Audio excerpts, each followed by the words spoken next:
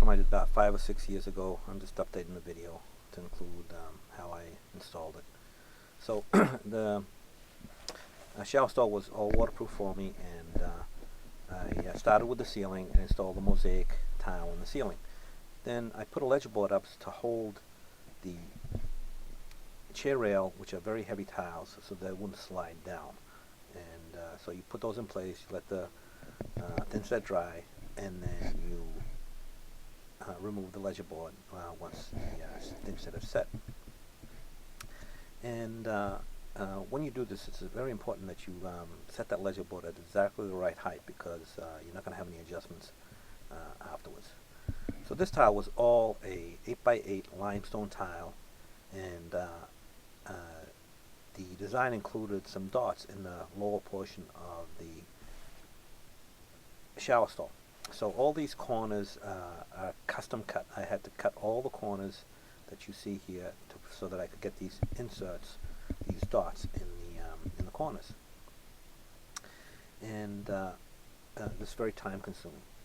So the bottom part consisted of these 8x8 tiles with the cut corners, and then above that there was going to be, or there is going to be, a border, which consists of a pencil liner, then a mosaic mix of glass and limestone tile, and then another pencil liner on top of that, and then continue on above that with a just the 8x8 limestone tile without any dots.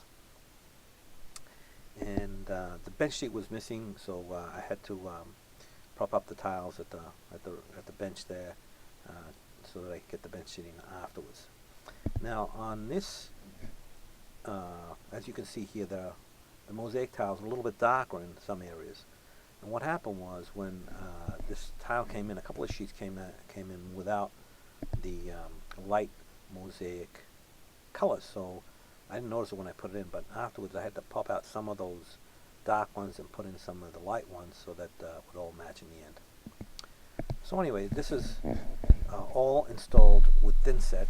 You need a good quality polymer modified thin set. You never use mastic in a wet area.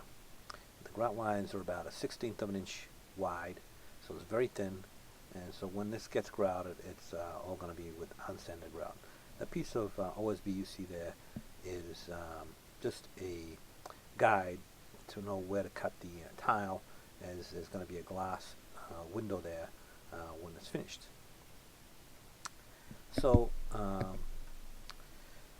so this bathroom, as I said, has the bottom with the dots, then the mosaic border, then it has the 8x8 without the dots on the top, and then just before the chair rail there's another border of the same mosaic. So this had a lot of detail to it, and this is all limestone, as I said. It's very porous, so when you put the stuff up, you want to make sure you get it nice and clean as you're working, and then before you grout, you need to seal it so that you don't get any stains when it's in use, and you don't stain it as you're grouting it. So the other reason why you seal this, as I said, you don't stain it when you grout, is because sometimes what happens is, with the dyes in the grout, sometimes they can streak. It doesn't happen often, but it can happen. And if the tile isn't sealed, when those dyes streak, it can soak right into the tile and stain the tile, and you'll never get it out. So it's important to seal the tile before you grout it. Anyway, so this bathroom, as I said, has a lot of detail on it, and when the bench seat came in, I finally put it in, and then I cut the tile to the bench seat. It's easy to cut the smaller tiles to the bench seat than it is trying to fit the bench seat in exactly. It's just easier that way, and it's a better job anyway. And then from there I moved on to the mud pan. Now this is a copper pan. We still use that in New England. I have no control over that. The use what the builder has.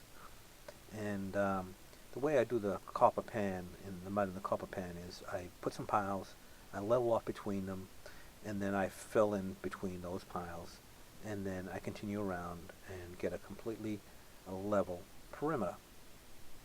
And then once you've got the perimeter in, you can fill in the rest. So you scrape down to the drain, and you leave at the drain, you leave the thickness of the tile so that when you put the tile in, the exact height of the tile will match the exact height of the drain. And the pitch on this usually is around a 1/4 inch per foot. So you get a nice, good, positive pitch to the drain, and you don't get any puddling in the shower. So that's basically it for the shower. I mean, there's a lot of detail. And the same mosaic that was on the ceiling is on the floor, and so you install that with the thin set, and you just move on to the next phase, which would be the floor outside the shower.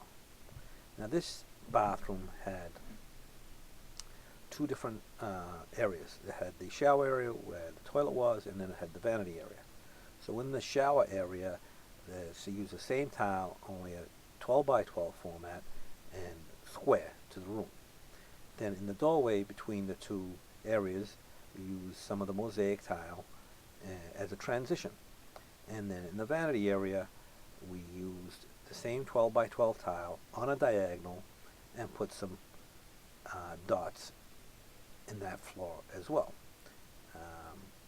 The dots were a little bit larger, 2 inches instead of the 1 inch, and one cut corner instead of every corner as was in the bottom part of the shower stall.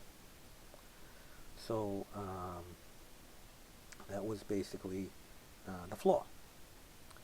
So as I said, this shower I did about 5-6 years ago, and it's been in service ever since. So also in the when I did this in the vanity area, there were going to be a couple of vanities and then 2 mirrors, and around the mirrors are a couple of pencil liners and mosaic in between. So I had to wait for the whole for the builder to come back, put the vanities in, put the mirrors in before I could finish that. And then I grouted this bathroom with a stain resistant grout. At the time I was using Tech XT grout, which was good quality grout, very stain resistant. But I've kind of moved on to use the Boost, which is a grout additive, which I think performs better. Although the XT work pretty well. So that's basically how I did this bathroom. A lot of detail, a lot of cutting, and very time consuming to install. So coming up now is a little video of the bathroom completed and finished with all the fixtures and all the plumbing and the glass door all installed. So just thought I'd update this from about 5-6 years ago, just to give an idea of how this bathroom went together.